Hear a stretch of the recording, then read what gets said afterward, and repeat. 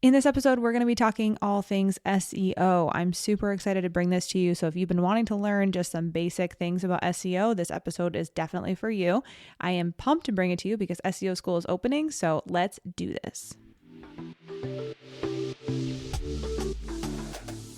Welcome to the Up in My Business podcast with me, Lex Lancaster, where you'll get an inside look at all things tech, business, and my life as a physical therapist turned digital operations expert. You'll hear all about my lessons as a business owner, the ins and outs of tech for your business, and more. From SEO, websites, and email marketing to automations, launches, and copywriting, I've got you. I'm so excited you're here. Let's dive in. Before we get started, I want to take a minute to just talk about our sponsor, Jane App. The Up in My Business podcast is sponsored by Jane, an all-in-one practice management software that offers intuitive features like booking, charting, and billing to help you run your practice. Jane knows payments are an everyday part of running a practice, and with that in mind, they've created a PCI-compliant payment solution that is amazing, by the way, called Jane Payments that offers flexible online and terminal payments for your practice. With Jane Payments, you can collect a credit card through an intake form or your online booking payment policy, which can be charged later on. You can also send payment requests via email or text to collect outstanding balances. You can learn more at jane.app/payments. Again, jane.app/payments, or use the code LEX1MO at jane.app/start to receive a 1-month grace period applied to your new Jane account. Welcome back to another episode of Up in My Business. If you're new around here, my name is Lex. I am the owner of Lex Lancaster Creative Co. and the host of Up in My Business. And if you've been here and you're returning back for another episode, thank you. Thank you so much. I really appreciate it. And I love all of the DMs, the emails that I get from you all saying how much you love listening to the podcast. So thank you so much for coming back for more. Truly, truly, truly appreciate you. I wanted to start off, of course, with the little life update and just some business stuff. Realistically, nothing crazy around here. Nothing crazy. The weather is getting good in New Hampshire. Really can't complain. Cannot complain at all. I will say that I was thinking this past week, I'm going to start saying, things that I'm listening to that you might find fun or funny. So if you're listening to this podcast, it probably means that you listen to other podcasts. So I want to just put this one on your radar. So Heather McMahon, she is a comedian and she has a podcast called Absolutely Not. And if you don't like comedians' podcasts, you probably wouldn't like her, if I'm being honest. Like, it is definitely a comedian's podcast. She is funny, lots of jokes. I truly, truly love listening to it. And there was a recent episode, it was called Fiesta Time, I think. And I swear I was crying in my car from laughing so hard. It was so good. And if you don't know this about me, I am a person who thrives around funny people. So I truly, truly love to hang around funny people because I don't have that. I don't have that like humor bone in me. I don't think I'm funny. My brother is hilarious. So my brother actually got all of the humor genes from my parents. So between me and my brother, he definitely is the funny one, and I'm not like serious. That's not what I mean. What I mean is like, I don't have that ability to, have those funny jokes that pop up as one-liners. I am definitely the person who has a one-liner that comes to my head like 3 months down the road. And I'm like, oh my God, that situation 3 months ago, I should have said this one-liner. Don't get me wrong. I have a few moments and I have a very dry sense of humor. So if you haven't picked that up already by hanging out around me as far as like Instagram goes, then I don't know what to tell you, but I'm just not like a comedian funny. It's just not who I am. My brother, for sure. So anyway, Heather McMahon has a podcast and it's called Absolutely Not. And it is definitely, it's her talking and it's her just kind of spitballing comedy. And it's so, so good. So if you like funny podcasts and you want to just kind of, tune out and enjoy, I guess, a car ride and laugh a little bit, great podcast episode was that Fiesta Time one. I was literally crying in my car. It was so, so funny. Driving with the windows down around here, really, really pumped about that because warm weather just like feeds my body. If you've been around my circle of Instagram, you know that I went through like some health stuff this past winter, was diagnosed with Hashimoto's, and I've always known I had some sort of autoimmune disease, but I just didn't know which one. And now that I know which one, it's like, yes, I have this thing. But it didn't really change anything for me. with that being said, the reason why this is important, or I'm bringing it up, is because the weather really does affect my body. So being in the sun and being warm weather, or having it be warm weather, really does make a difference in my life. So I truly notice when the weather changes because it just feels so good on my body. I'm like a lizard, or like a flower, I guess. Like I'm a house plant. I'm a glorified house. We're all house plants, let's be honest. But anyway, so that's really all I have for life. I feel like nothing. Oh, Moose. I should give you an update on Moose. So Moose got spayed last Tuesday. Last Tuesday? Was it last Tuesday? Yeah. Last Tuesday. It's now been a week and a half. She recovered well, just about perfectly. I will say that my friend Courtney, she had DM'd me on Instagram and was like, did you get, I think it was, I don't know, whatever sedative they usually give dogs. Starts with a T. Anyway, she asked me, she's like, did you get the sedative that they give dogs? Because I kept posting that Moose was trying to play and she had all this energy, and because we were supposed to keep her calm. And I was like, how are you supposed to keep a dog calm? This chick wants to run around literally nonstop. There's absolutely no way that I'm going to keep this dog calm right now. And so, sorry, I just hit the desk. They didn't give us anything. So she was just up running around the entire time. And I kept her on a leash for a couple of days, but she actually was worse on the leash. Not that she doesn't know how to walk on it, but she just like was excited and wanted to pull on the leash and jump around, and like she just wanted to play. But everything seems to be healing well, and she hasn't had any like weird symptoms. So can't really say that there's been any issues, but I will say we didn't get a cone, and she didn't seem to be in any pain. We didn't give her any pain meds after day 1.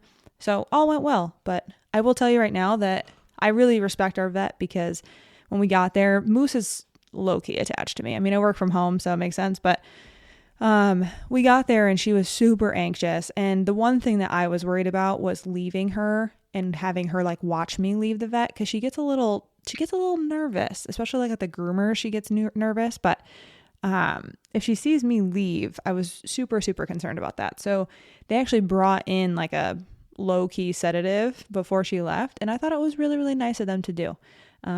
So I really, really respect our vet for doing that. It was really hard for me because she essentially like lost motor control in my arms, which was like it was kind of weird. I'll be honest, it's weird. But I also knew that she was basically sleeping when I left, so it wasn't like a huge deal as far as like me leaving. Recognizing right now that I sound like that crazy dog mom, it's because I am. So just go with it. Just go with it. So anyway, Moose is doing amazing. She played with my father-in-law's dog yesterday, and I don't know. I mean, it's fine. She's fine. No, her sutures look good. She doesn't have to get anything taken out. Everything was internal, but like we just had to make sure that her incision didn't like dehiss or anything, and it looks fine. So I think all is well.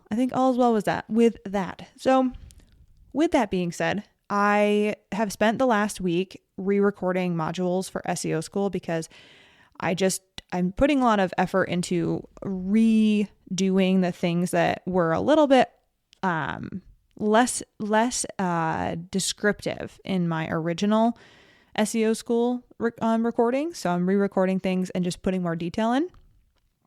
Less detailed. That's the word I'm looking for. So I've been re-recording that stuff and just taking it, module by module, because for me, I think it is an energy thing. So if I were to record, 8 modules a day, I feel like by the 8th module, it's going to be kind of a shitty recording, and I'm not about that life. So I've been splitting it up accordingly, just so that it all feels good and sounds good and makes sense and all the things. So I'm super excited because SEO school, when you listen to this, so I'm recording this on Friday. What is the date today? Friday, April, it's the 14th? It's the 14th. So Friday, April 14th, you're listening to this on the 17th. Today is the day that my SEO school opens up for all the people who are in SEO foundations, as long as things go accordingly. I have an unexpected house guest, which I'll talk about in a second. So if everything goes accordingly today, I'll get everything up and running for SEO school to open up to them on Monday. And then my goal is to open it up to my wait list on Thursday. And then I'm going to open up to the public from, I think I'm actually going to do it from like Saturday to Monday night. I don't like long lunches. I don't like it. I don't like it. I just don't like it. It's stressful. And I'm not the person who is just going to I don't know. I just don't like the feeling of a launch. I just want to like put the stuff out there. It's here if you want it. If you don't want it, then you don't want it, and that's fine. I just don't want to be the person who's like, just going hard. I'm not going hard in a launch. I don't want to. My body doesn't like it. My mind doesn't like it. I'm all set. I don't want to go hard. So I'm just going to put the emails out there. You'll probably get an email from me. If you don't care, then just ignore it. I promise I'll send other stuff after SEO school launch is done. But for right now, in the next week and a half, you're going to see more SEO stuff. If you don't care, then just ignore it. I promise we'll go back to the other stuff. But I really need to get this out here because there's so many people who have been asking, like, are you opening this up again? And I do want to say, just because it does matter, and this is essentially, if you're listening to this and you're interested in SEO school, it's going to be nice to know. SEO school, the way that I'm running it, it's hybrid. So it's going to be a DIY course with live Q&A calls. And the reason why I'm doing that is because I want to have the course, you can take your time going through the course. And I'm still undecided if I'm going to release modules by module. I think I might do releasing like 3 modules and then another 3, because the thing is you have to go in order. Like everything builds on each other. And I put that right in the course. I'm like, please go in order. Do not skip around because you won't understand. Everything builds. So I might open it up as far as like 3 modules and then 3 modules. And there's 12 modules total, I think. So anyway, what used to be a 6-week course is now a 12 module course. So it's actually like, it's pretty expanded, I would say. And the hybrid part comes in because I do live Q&A calls. I have not decided if I'm going to do 1 call a month or if I'm going to do like 1 short call every 2 weeks. I truthfully think that's too close. I think once a month is way more feasible for most people. And that's what worked really well last time. So I think I'm going to stick with that. But I do think I'm going to do it like once a month, and you may get like 6 months of access or 8 months. I haven't decided how long the access will be as far as like the live Q&A calls, because I also want to give back to my original SEO school students, because I think that they post in the Facebook group. So we have a Facebook group, private group, and they post questions all the time and I can get back to them and respond to them. But I also know the value of being able to ask a question with your voice. So I'm trying to come up with a way that I can create like a consistent day or a consistent time or whatever it may be where I can hold like office hours. So still working through that part. I need to decide, I know, but I haven't decided yet. So whatever, we'll figure it out. But anyway, so if you're interested in SEO school, it is definitely tailored toward health and wellness professionals rather than, anyone outside of that realm, but you could still take it and understand the concepts. And the whole bottom line of this course is 2 things. 1 is so that you can be a better informed consumer, because if you were to ever hire for SEO, I want you to know what you're hiring for. And 2, I want this to be a situation where you don't have to pay someone to do your SEO unless you want to, because people get taken advantage of in SEO world and I don't like it. So I want people to understand, hey, look, this is what you can hire for. And also, if you want to do it yourself, this is how you do it. And I just want people to have the ability to do it themselves if they want to, because it is a lifelong process. It's like exercise. You can't just like do it once and expect it to work. You have to check in on it. You have to do things. You have to update things, whatever. So just really important in order to understand like why SEO school is super helpful. That's why. Yeah, I won't harp on SEO school.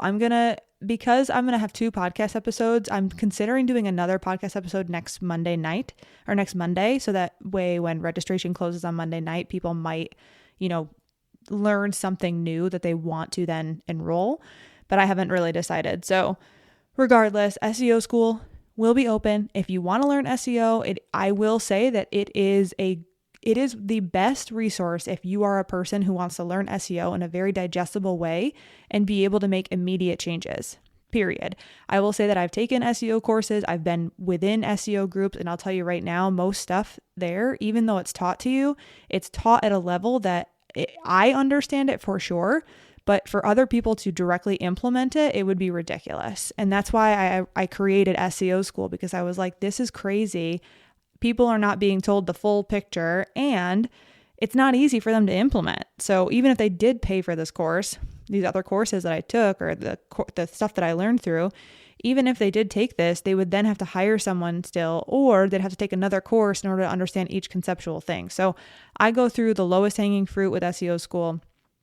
And quite frankly, I'm a business owner, so I'm not framing it around the fact that you have a full-time marketing person at 20 hours a week plus. So it is framed for someone who is actually working in their business and doesn't necessarily have a ton of time to dedicate to these marketing things. So SEO is free.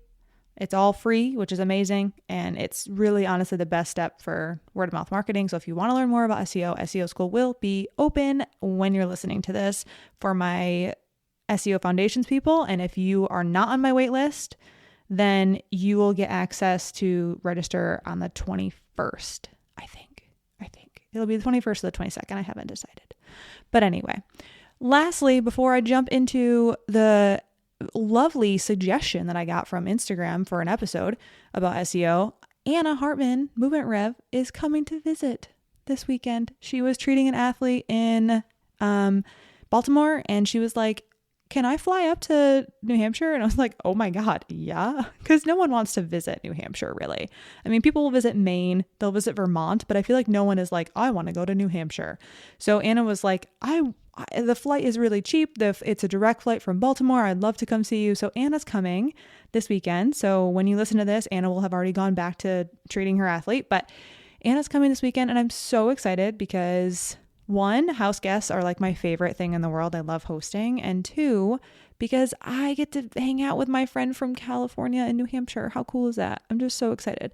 And I love hanging out with Anna because Anna is one of those funny people that I love being around. So I'm just super, super excited. So I will keep you updated.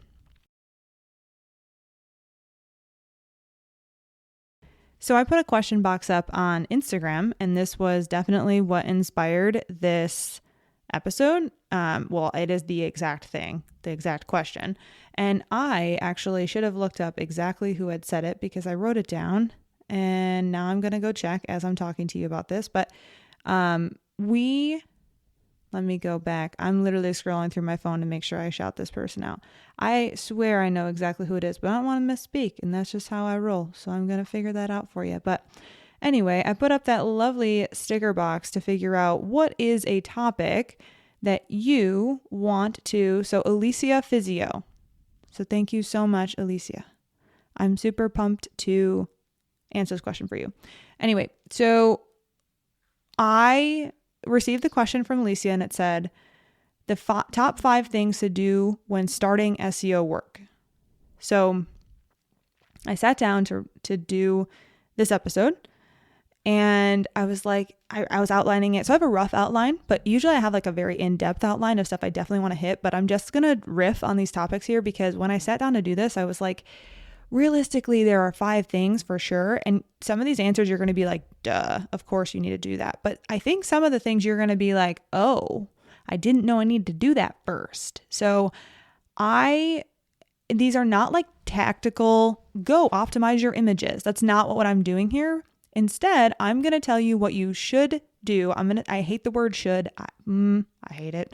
But the things that you need to do when you're starting SEO work or consider before you start SEO work. So I'm going to go through 5 things. I came up with those 5 things, and we're going to start with number 1. So number 1 is niche down to a specific population and know your services.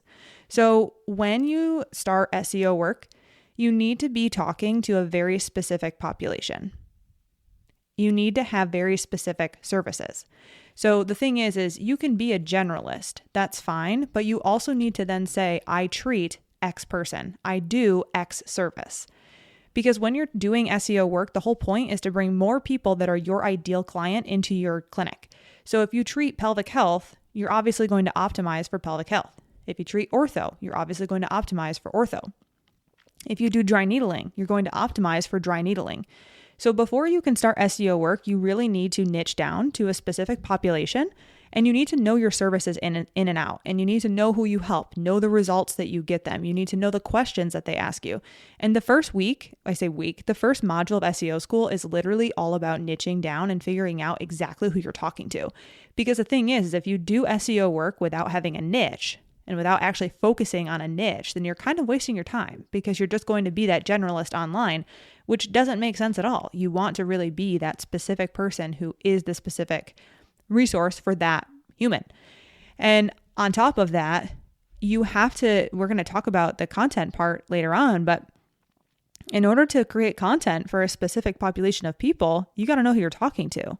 So without niching down first, you really set yourself up for a situation where you're not able to essentially target anyone, which makes SEO work essentially not useless, but it just makes it less targeted. So we don't want that. It's just like when you do an assessment before you treat.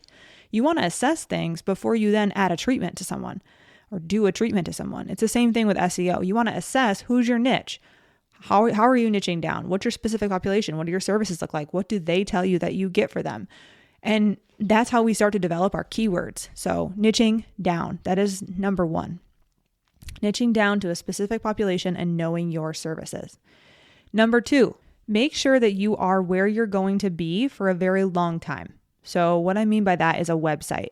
So before you start doing SEO work, you have to make sure that you are or you're going to be in one place for a long time. So if you're on WordPress, you likely aren't going to be switching to Squarespace in the next year. If you're on Squarespace 7.0, you're not going to be upgrading your site to 7.1 in the next year. You really want to be at the spot that you're going to be at for a long time before you start investing time and then money into SEO work. You really want to make sure you are at the place that you're going to be at for a while, just having your website host, because your SEO does not always follow you to your new website, and you're doing a lot of optimization on that site that you're going to have to redo when you switch websites. So I highly do not recommend starting SEO work until you know that you are on the platform that you're going to stay on. Now, someone might say to me, well, Lex, what if I have to upgrade my site to WordPress because there's a feature that isn't featured on Squarespace, in the next year? I will say that it's not going to be the end of the world if you have to do that, because you do have SEO associated with your domain name. So like www.lexlancaster.com. But the thing is, it's going to tank for a minute and then come back. So I have people who work with me or who started working with me when they were on Wix and they switched to Squarespace, and their SEO on Wix was okay. And then what ends up happening when you switch over to Squarespace is your SEO tanks really bad, but then the magic happens and it crawls back up because the way that you set up your new website is optimized. So if you're someone who's on Wix and you're thinking about switching to Squarespace, taking SEO school while you switch to Squarespace is one of the best things that you can do, because you can then set up your Squarespace website to be SEO optimized so that when you move your domain from Wix to Squarespace, it's going to essentially be an easy shoot up to good, if you will, or like better SEO, and you'll recover fast. So that's why I'm saying you have to understand where you're going to be. So while you might be on Wix now, you might be on WordPress now, if you're going to switch to Squarespace, it's okay to take SEO school and optimize your Squarespace website, your upcoming website, and then switch your domain from your current site to the Squarespace site. If you're someone who is like, I'm on Squarespace and I've been on Squarespace and I'm not planning on leaving, cool. Then you're in the best spot ever. So you just need to make sure you are where you're going to be for a long time, because SEO work is tedious, it's long, and I want you to make sure that you're not wasting your time optimizing a website that you're then going to leave. And if you don't have a website yet, I feel like it goes without saying this is actually a great thing to do while you're building your site, because you won't have to go back and fix things. So anybody who is in SEO school, the thing that we focus on is optimizing their site that already exists. So what they've done is they built their site, or they had their site built, they have copy, they have all the things, and now they have to go back and fix it or add things because of what they learned in SEO school. If you are just starting your website, what a beautiful situation. You'll already know what you're going to need to do before you even start. So you can build your site out to be SEO optimized from the beginning, which I love. Number 3, book a brand photography session. And people are going to roll their eyes at this one, and other people are going to fist pump, because if you talk to me on a discovery call, if we ever talked about websites, if we ever done a website together, you know exactly why I say this. Brand photography is so important. It is one of those things where it's expensive. I know it's expensive, but it's one of those things that when you have photos that speak about your brand on your website, someone will choose you over someone else that has very generic stock photos. It just is what it is. They want to see who they're going to work with. They want to see the space that they're going to be working in. They want to see you working with people. They want to see your emotions in those photos when you're working with people.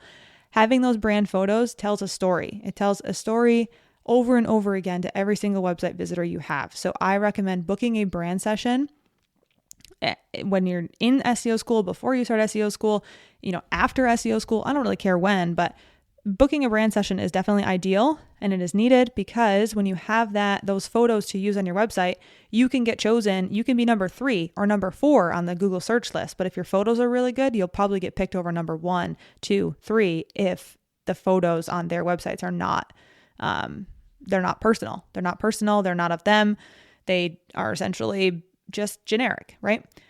Now, the second part of that is optimizing images. So we go through optimizing images in SEO school. So if you have those brand photos, you're able to optimize them from the start and make them really good. So the whole thing about photo optimization is that a lot of folks are in SEO school. They've already had their website for a long time. They need to optimize their photos. Some of them don't have access to their photos, like the original photo. So it ends up being a pain in the butt for them. They still make it happen. Don't get me wrong. Like I'm thinking of a couple people last cohort who were like, oh my God, this is such a pain in the ass, but I got it. So we go over optimizing images. And if you have those photos, if you're going to have those photos, it's super, super helpful to have them because you can then optimize each of your photos. And I have multiple people who tell me that the only step that they did, which is fine. This is A-okay. I commend this. They had the energy to optimize their photos and optimize their photos only. And one of my folks, her calls from Google like skyrocketed. And then another one, she went from, I think she was like she wasn't on the first page and she ended up at number 1. So hugely, hugely important to have great photos. Hugely important. So we've covered number 1, 2, and 3. Number 4. Set aside time for content creation. If you are someone who struggles to set aside time to, whether it's write an Instagram post, write a blog post, edit your website, whatever it may be, if you don't have admin time set aside to do that and create content, you need to get into a habit of doing that. So with SEO school, you learn that content is queen. Content will always be queen, and you need to set aside time in your schedule and have that availability to create content. Now, how do you create content? How do you make it faster? Yes, we'll go through all that stuff. You'll get templates of how to do that thing and how to literally have endless content ideas in SEO school. But the thing is if you're not setting aside time for content creation and you're just like fitting it in, you're always just going to be fitting it in. And that's not what you want to do. You want to make sure you have that time set aside so that you're not skipping it, because it's very easy to skip something if it's not already in your schedule. So I would say if you're going to start SEO school, or if you want to start SEO school, or if you just want to, I don't know, create time for content creation or feel like you have more time for content creation, then put it in your schedule, period. And put learning time in your schedule along with that. So setting aside that time to build content, to create content, to plan content, etc. And people might say like, well, how long? Totally dependent on the person. I will say that like things pop into my head when I'm driving typically. So I text myself in the car, or I do voice memos, and that's literally when I come up with the best ideas, that and in the shower. So you're going to come up with ideas, wherever you typically end up thinking. But when you're actually sitting down to create content, if you have the block in there to do it, sometimes you're like, oh man, like I don't feel like I'm in a content creation mood. Cool. Move the block. Don't just delete it. So I just think that if you get in the habit of creating it, it's like Instagram, like at 5 p.m. at night, I'm always like, I got to make an Instagram post. And it's like, it's second nature to me at this point. So never thought that would be the case, but it definitely is. So I would recommend just setting aside that time ASAP to start creating content. And lastly, number 5, and this is like a shameless plug for SEO school. I will not lie. You need to know what you're doing. So the thing is wasted time is time. So wasted time is time wasted. Like you are wasting time if you don't know what you're doing. And the thing is, you can Google it. You can definitely learn this stuff like somewhere else. It's fine, but you need to know what you're doing, because the thing is if you don't know what you're doing and you're not an informed consumer about SEO, you're going to end up wasting your time. And sometimes you can I shouldn't say sometimes. It's very easy to actually make Google not like you. So if you're doing it wrong, it actually does penalize your site. And the thing is if you don't know the basic concepts and you start building things and you start trying to optimize your images, or you start optimizing text or whatever it may be, it's very easy to actually have Google be like, I'm not showing your stuff because of X, Y, and Z problem. So my biggest thing is like, I know that you need to know what you're doing because you don't want to be penalized. At any rate, like it would be better to have nothing done with SEO than to be penalized by Google. So I will say, like, you need to know what you're doing and how you're doing it. And you need to know exactly the steps to take so that way you avoid getting penalized, but also you avoid wasting time. That's the whole point here. Not trying to have you guys waste time. Like, that's annoying. It's one of those things where if you set aside the time to do the thing, I want you to be able to do it, not like spin your wheels and have to guess and all the stuff. So knowing what you're doing is super, super important when you're starting SEO work, because if you don't, you can get penalized by Google. And I mean, can you recover? Of course you can. Yes, of course. But it's one of those things where why would you want to start that to begin with? And knowing just basic concepts from SEO school, like once you learn them, you know them. It's not there. Yes, does SEO generally change? Generally, yes. But like how to optimize things and how to do the content creation piece and all that jazz, like that doesn't change. So once you learn it, you know it. So once you know what you're doing, you're good. You won't waste your time. So that is my number 5. So like I said, I was going to riff on all that stuff. I'm not going to go into tactical things like how to optimize your images. 1, because you need to see that on a screen. And 2, because it doesn't really make sense because this stuff comes well before actually implementing SEO. So let's break it back down again. We'll read them back. Number 1, you need to niche down to a specific population and know your services. And in SEO school, we do spend an entire module doing this in a specific pattern so that way you can develop your keywords, which is what found the foundation of SEO. Number 2, make sure that you are where you're going to be for a while, or you know where you're going to go. So if you're on Wix and you know you're going to Squarespace, cool, build your website out on Squarespace, SEOify it on Squarespace, and then move your stuff. So just know where your website platform is going to be, and don't plan on being like, I'm going to optimize my Wix site, but I'm switching to Squarespace in 3 months. Don't do that. Just go to Squarespace, optimize your website, build it out, and then switch your domain after. Number 3, we are saying that we need to book a brand photo session. Photos are important. Please, please, please understand how important those brand photos can be. Number 4, set aside time for content creation so that you're not just fitting it in. We want content creation to be a part of our lifestyle because that's what's going to help you with SEO. It's what's going to help you, with most things, Instagram, if you're creating blog posts, if you're writing website content, if you're doing, flyers in the clinic, creating time for content creation. And lastly, number 5, know what you're doing. So wasted time is still time wasted. And if you don't know what you're doing, it's very easy to waste your time with SEO. And also it's very easy to get frustrated. So I recommend avoiding all of that stuff. And if you want to do SEO, then SEO school is definitely a place for you. So those are my top 5 things to do. I'm going to say when you're starting or before you're starting SEO work or considering starting SEO work. And I welcome any questions that you have. I will hopefully see you in SEO school if you haven't taken SEO school yet. If not, you're not ready. Just make sure you're on the wait list because you'll get notified the next time I open enrollment, which will probably be in the fall. But aside from that, that's all I got for you. I truly appreciate you listening. I hope you took away something from this to, put into action or have a question about or look forward to learning more about. My Instagram has a ton of SEO content, so you can feel free to scroll through there. And I feel like that's all I have for you. Yeah, that's all I got for you. Just checking my list. I always have my little list. So with that, I will, listen to you, or I will listen to you. You will listen, maybe, potentially. I'll see you next week. I hope you're laughing because I'm certainly smiling and laughing right now. I hope you have a great, great, great week. Thank you so much for listening, and I will catch you next time.